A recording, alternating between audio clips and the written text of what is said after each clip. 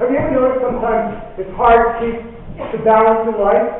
Sometimes your life just wants to spin out of control. I mean, how do you do it? People use a variety of different methods. For some, like Moses, it's their faith. Moses, you see, he lived many, many years ago, and he had a really strong faith, and that's how he kept in balance. He was born in a time that if you wanted to learn something, you had to pay for it. And he wanted to learn. He was the son of Mendelssohn. He was a poor scribe, but even though he was a poor scribe, he did everything he could to educate his son. He took his son to the local rabbi, and the rabbi also helped Mendel learn. Moses learned. He taught Moses about French and Greek. I know what you're thinking. This is a different type of Moses than what you're thinking of. This particular Moses was a Jewish German philosopher. And when he was really, really young, he had a disease. It caused him a curvature of the spine. Now, actually, when he was very young, this disease gave him a hump on his back. And because of his short stature, not really what you call handsome. But he loved everybody and everything. And he loved to learn, and he was mostly self-taught. And at that time, he thought that anyone could come to religious, logical truths if they thought it clearly themselves. He believed that it was okay to have differences in religion, and he respected each and every religion. This was really forward-thinking for a man in the 1700s. And because he was a forward thinker and because he studied hard, he found himself moving away from his home and getting a job as a teacher. He worked for a merchant, a silk salesman. The man made a fortune with silk, and he needed to have his children taught. And Moses taught his children. And soon, Moses became his bookkeeper, and eventually his partner. And by the time Moses was in his 30s, he wasn't poor anymore. As a matter of fact, he was well-to-do, respected, educated, what most Jewish mothers would call a good catch. And back in that day, in the 1700s, it was the German custom for the father to arrange the marriage. Arrange, he did. He got all the family together, everybody arrived to meet. She's laughing because this still happens in parts of Maine as well.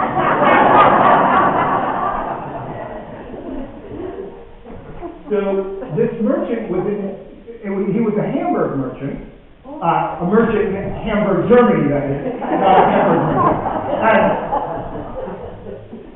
And he had written Moses because he wanted to arrange a wedding for his daughter. Well, Moses had heard a lot about from her. You know, she had blonde hair, blue eyes. She was quite a looker, and she was a thinker and educated, which for him was perfect. I mean, he was already falling in love with her, and he hadn't even met her. She heard about Moses as well. She had heard all the great things about Moses, and she was excited to see him until he came across the lawn. Remember his back? She took one look and broke into tears. She couldn't even look him in the eye. It was a hideous disfigurement, and she couldn't believe that her father had done this. She ran off up to her room. Well, Moses had fallen in love with her. And he knew he wasn't going to be in Hamburg much longer. He really needed to do something. He got all the courage together that he could, and went up to her room, and to talk to her, because if she found him repulsive, how could he permit her? You know, he had to change that. So he went up to her room, and she couldn't even look him in the eye. She was so beautiful, it saddened him that she was repulsed. Finally, after many attempts at conversation, he said, do you believe that marriages are made in heaven? And not even looking at him, she said, yes, I do.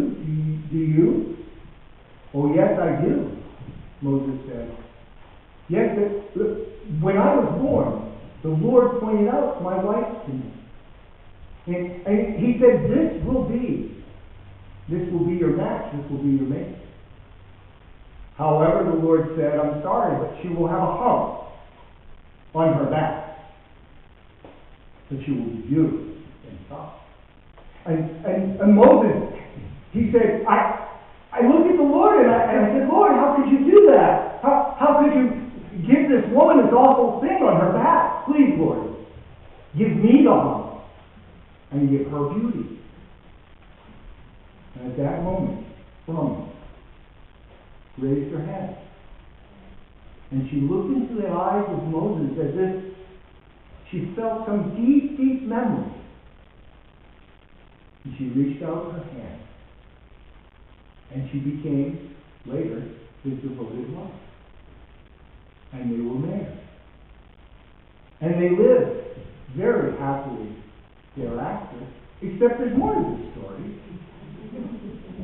For you see, because of this match, and because of her courage and his courage, and them both accepting and having a little tolerance for people that are different, they had children. Right? Mothers say smart, we all know that. They had children. And out of their children, they had 2 bankers, an engineer, and 3 women who, for their time in Germany, were the women's movement. Yeah, they really brought out things that Jewish women at that time wouldn't have normally done. They opened the way so that could happen. And this couple, Farmington and Moses, had grandchildren. They had, of their grandchildren, they had a romantic painter and a musician. You see, back then, the way names were passed down, Mendelssohn's son took his father's name, and he became son of Mendel, or Moses Mendelssohn. His grandson was Felix Mendelssohn, who created that beautiful piece that Jackie played for us as I was younger. And thanks to love and tolerance and understanding, tonight you've been able to enjoy that music because of the match made in heaven.